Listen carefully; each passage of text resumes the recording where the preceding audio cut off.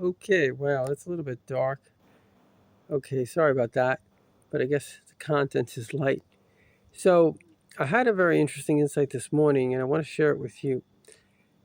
It kind of is very, very, very, very deep, but I think it gets to the heart of almost everything, and it goes like this.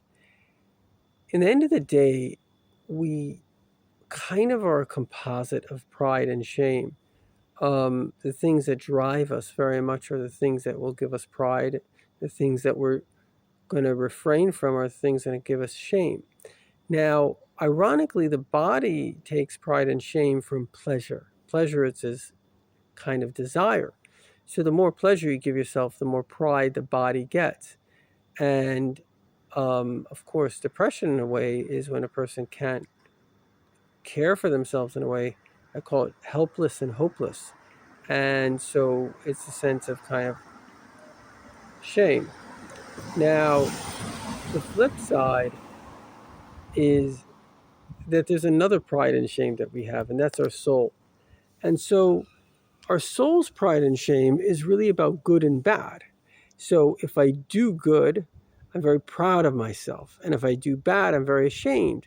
And so now you understand how there's these two opposite, basically, people within me. One part of me is proud if I don't know, ate a good chocolate. And the other part of me is proud if I gave away a good chocolate. And this is really the battle of life. And once you understand how, there's a dog barking and a cat, you know, running, you know, they all have that same level of pride and shame. I communicated once with Rabbi Yossi Jacobson, and we both agreed that animals must have, and there's a lady that she actually trained an ape in sign language. And the first thing that she said when they asked her about this ape is, he has a big ego. Animals have big egos. They also have pride in being able to eat food that feels good, and they have shame when they can't control themselves. They'll get depressed when they can't give themselves what they want. So you see that being able to give myself a desire is nothing to be proud about.